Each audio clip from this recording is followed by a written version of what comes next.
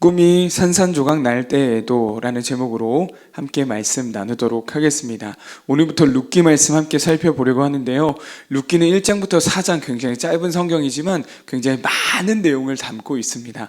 룻기 안에서 하나님의 놀라운 은혜와 섭리, 그 사랑을 발견하고 우리도 그 사랑으로 살아낼 수 있는 제자반 친구들 되었으면 좋겠습니다. 먼저 1장을 시작하면서요, 굉장히 많은 정보를 우리에게 알려주고 있습니다. 가장 먼저 이렇게 시작하죠. 사사들이 치리하던 때에 라고 합니다. 자, 사사 한 번쯤은 들어봤을 거예요. 대표적인 사사는 삼손, 드보라, 기드온, 이런 사사들이 있었죠. 사사는 누구였냐? 이스라엘의 지도자들이었고요. 모세 그리고 여호수아 다음에 이스라엘의 이 전체를 이끌 지도자가 없었던 거예요. 그래서 하나님은 이 사사들을 통해 그때그때마다 이스라엘을 지도하게, 인도하게 하셨습니다. 자, 그런데 우리는 성경에서 이 룻기 바로 앞에 있는 사사기, 이 사사 시대를 뭐라고 부르냐면 이 암흑기라고 부릅니다. 암흑기. 성경의 이 시대 중에서도 하나님이 마치 일하지 않는 것처럼 보이는 시대, 하나님이 하나님의 자리에서 이스라엘 백성들을, 자기 백성들을 멋지게 인도하셔야 되는데 그게 전혀 없었던 시대라는 거죠. 자, 이러한 시대 가운데 영적으로 암흑 시기였던 이 사사 시대에 있었던 게 바로 룻기의 이야기 배경이다라는 겁니다. 자, 근데 그때 이 암흑기에, 영적인 암흑기에 어떤 일이 벌어졌다고 하나요? 자, 1절 다시 한번 볼게요. 사사들이 치르하던 때에 그 땅에 흉년이 드니라. 자, 영적으로도 암흑기였지만 어떤 일까지 벌어졌다는 거예요? 흉년까지 들었다라는 겁니다. 자, 이 흉년이 든 이 지역이 어디냐? 그 다음에 나와 있죠. 유다 베들레헴의 한 사람이라고 하면서 지금 이 주인공이 살던 곳이 이 유다 베들레헴이라는 곳이라는 걸 알 수 있어요. 이 지역은 베들레헴이라는 곳이었고요.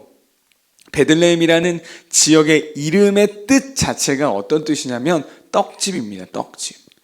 자, 여러분, 이름을 무엇인가 이름을 정할 때 그냥 짓지 않아요. 다 이유가 있는 겁니다. 자, 왜 이 지역의 이름을 떡집이라고 줬을까요? 자, 그만큼 먹을 것이 풍성히 나오는 동네였기 때문이에요. 한마디로 풍요로운 땅이 베들레헴이었다라는 거죠. 자, 그래서요, 베들레헴 이 떡집에 흉년이 들었다는 것 자체가 이건 그냥 지나갈, 간단히 생각할 게 아니라는 거죠. 흉년이 들면 안 되는 곳이 지금 흉년이 들었다는 거예요. 베들레헴에 사는 사람들은요, 아마도 마음을 놓고 살았을 겁니다. 우리는 이렇게 풍요로운 땅을 갖고 있으니 흉년이나 기근, 가뭄에 전혀 영향받지 않을 거야, 한마디로 절대 무너지지 않을 거야 라고 생각했던 게 베들레헴 사람들이었다는 거예요. 근데 그 지역에 큰 기근이, 흉년이 들었다라고 하는 거죠. 한마디로 총체적 난국인 겁니다. 사사들이 치리하던 때 영적으로도 암흑기였는데 그 떡집에, 풍요로운 땅에 흉년까지 들었다라는 거죠. 자, 그래서 이 베들레헴에 살던 한 남자가 자기의 아내와 두 아들을 데리고 이 베들레헴, 예루살렘 바로 밑에 있던 베들레헴 땅을 떠나게 됩니다. 어디로 떠나냐? 모압이라는 땅으로 떠나게 되는 거예요. 자, 모압으로 떠났던 이유는 간단하겠죠. 흉년이 들었기 때문이에요. 자, 흉년이 들어서 먹고 살아야죠. 흉년이 지금 우리에게로 치면 경제적인 너무나도 큰 위기가 된 거예요. 그럼 어떻게 해야 될까요? 어떻게 해서든 뭘 벌어 먹고 살 수 있는 곳으로 가야죠. 그래서 그들이 이 땅을 떠났다는 게 크게 특별한 의미가 있다는 건 있지는 않습니다. 왜냐? 먹고 살아야 되니까요. 자, 그런데 한 가지 꼭 기억해야 될, 짚고 넘어가야 할 문제가 있는데요. 뭐냐면 하나님의 백성이 이방 땅으로 떠났다라는 거예요. 자, 성경은 이 당시의 이 땅의 개념이요, 지금 우리의 개념과는 완전히 달랐어요. 자, 땅 자체가 하나님이 통치하시는 곳이라는 통치의 개념이 있었던 겁니다. 그래서 우리가 사는 곳, 이곳이 하나님이 통치하시는 곳이다라는 그런 개념이 있었던 거예요. 자, 그래서 이 모압이라는 곳은 조금 그래도 떨어져 있는 곳이거든요. 이방 땅이라고 했어요. 이방 땅. 그러니까 하나님을 모르는 사람들이 사는 땅인 겁니다. 근데 거기로 하나님을 믿는 이들이, 하나님의 통치를 받는 이들이 이방 땅으로 갔다라는 게 무엇을 의미하는 걸까요? 우리 이제 하나님의 통치는 필요하지 않아요 라는 것과 똑같다라는 겁니다. 하나님의 통치를 벗어나겠다는 그 의지가 이곳을 떠난 것에 담겨 있는 거예요. 자, 또 하나. 자, 이 집안, 이 한 가족이 베들레헴을 떠나 모압으로 갔죠. 자, 이 집안의 가장의 이름이 나옵니다. 자, 2절이에요. 그 사람 이름은 엘리멜렉이요, 그의 아내 이름은 나오미요 라고 해요. 자, 이 집안의 가장이었던 사람의 이름이 엘리멜렉인데요, 엘리멜렉이라는 이름의 뜻 자체가 뭐냐? 나의 하나님은 왕이시다 라는 이름을 갖고 있어요.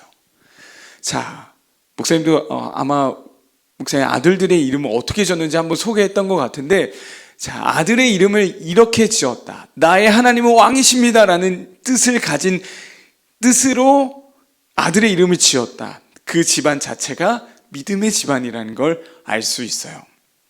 자, 근데 그런 아들이 지금 어떤 결정을 하고 있는 거예요? 하나님의 통치를 벗어나겠다.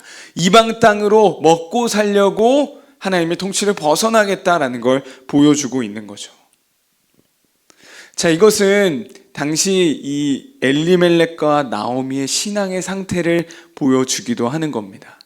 자, 이것이 고스란히 누구에게로 갔을까요? 자녀들에게로 갔어요. 자녀들에게로 갔고, 말론과 기론 이 두 아들이 이방 땅, 모압 땅에 가서 어떤 일이 있었다고 말하냐? 성경이 기록한 건 딱 하나밖에 없습니다. 그들이 이방 여인과 모압 여인들과 결혼했다라는 거예요. 성경에선 분명히 이것을 금지하고 있죠. 이방 여인들과의 결혼을 금지합니다. 자, 그런데 이것을 부모도 허락했다는 것이고, 이 두 아들도 아무렇지 않게 결혼했다라는 거예요. 자, 지금 이 룻기의 시작이 어떻게 되고 있는지 조금 감이 오고 있나요? 하나님이 통치하시는 그 땅을 떠나서 사사들이 치리하던 때 흉년을 피해 가기 위해서 하나님이 통치하던 그 땅을 떠나게 됐어요. 자, 그럼 떠난 이유는 딱 한 가지죠. 어떻게든 먹고 살기 위해서. 또 다른 소망과 희망을 찾아서 다른 이방 땅으로 떠났다라는 겁니다. 자, 그런데요, 희망을 찾아간 그곳에서 어떤 일이 벌어졌을까요? 자, 먼저 3절입니다. 나오미의 남편 엘리멜렉이 죽고 나오미와 그의 두 아들이 남았으며. 희망을 찾아 떠났습니다. 근데 떠난 그곳에서 남편이 죽었습니다. 이어지는 5절입니다. 말론과 기럨 두 사람이 다 죽고 그 여인은 두 아들과 남편의 뒤에 남았더라. 먼저 희망을 찾아 떠난 그곳에서 남편이 죽었고, 결혼한 두 아들이 자식도 낳지 못한 채 죽게 되었다라는 거예요. 자, 이 모압 땅으로 왜 갔다 그랬죠? 희망을 찾아서, 소망을 찾아서 떠났어요. 근데 그곳에서 희망, 소망과는 전혀 상관없는 일들이 일어나게 됩니다. 룻기는 이렇게 시작하고 있어요. 우리가 살아가는 삶은요, 우리의 기대나 소망, 우리가 소원하는 것과는 완전히 다르게 흘러갈 때가 있습니다. 그래서 고통스러운 거고요. 그래서 우리가 우리의 삶이 힘들다라고 고백하는 것 같아요.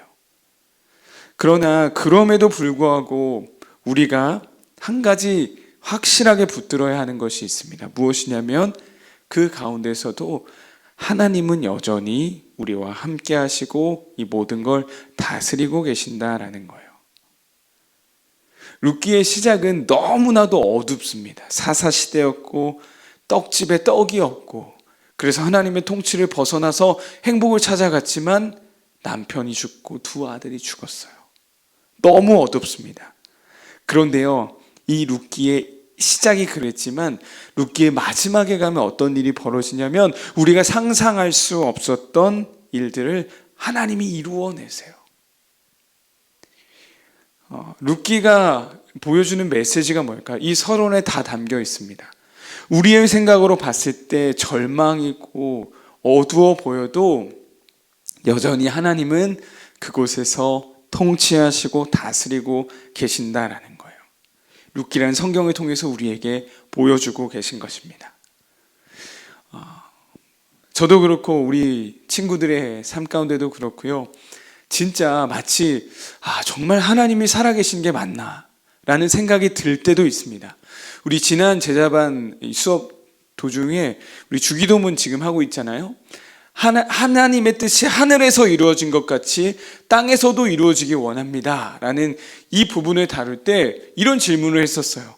진짜 하나님이 이 땅을 통치하고 계시다는 게 믿어지는지. 자, 마침 그날이 무슨 날이었죠? 뭐가 있은 다음 날이었어요. 대통령의 탄핵 다음 날이었어요. 그래서 우리 친구들 다 동일한 말을 했습니다. 하나님이 이 대한민국을 통치하고 계신 것 같지 않아요. 맞아요. 우리가 볼 때는 그렇게 보이는 순간이 너무나도 많다는 거예요. 진짜 하나님이 이 땅을 통치하셨다면 이런 일들이 일어나서 안 되죠. 왜 그렇게 아무 잘못이 없어 보이는 그 사람들이 이 무자비하게 죽음을 당하고 그러한 이유 없이 고통을 당하고 삶의 터전을 잃고 왜 그런 일이 벌어지냐고요. 하나님이 진짜 이 나라, 이 민족을 사랑하신다면 왜 이러한 이 정치적인 아픔을 우린 왜 또 겪어야 되냐고요. 그러나 우리는 꼭 기억해야 됩니다. 하나님이 그럼에도 그 순간을 통치하고 계시다는 거예요. 룻기가 결국 우리에게 보여주고자 하는 게 그것입니다. 모든 어둠 속에서도 어둠까지도 다스리고 계신 게 하나님이시라는 거. 마지막 시편 11편 3절과 4절 말씀인데요. 이렇게 되어 있습니다. 터가 무너지면 의인이 무엇을 하랴. 지금 의인에게 악인들이 수없이 공격하고 있어요. 나는 분명 의인인데 너무나 큰 고통 속에 있는 겁니다. 그래서 터가 무너진 것 같은, 그래서 의인이 아무것도 할 수 없는 상황이 되었다는 거죠. 하나님, 이런 상황에서 내가 뭘 할 수 있겠습니까? 도대체 하나님 뭘 하고 계신 겁니까? 근데 그 뒤에 4절 시편의 기자가 이렇게 고백합니다. 여호와께서는 그의 성전에 계시고 여호와의 보좌는 하늘에 있으며 그의 눈이 인생에 통촉하시고 그의 안목이 그들을 감찰하시도다.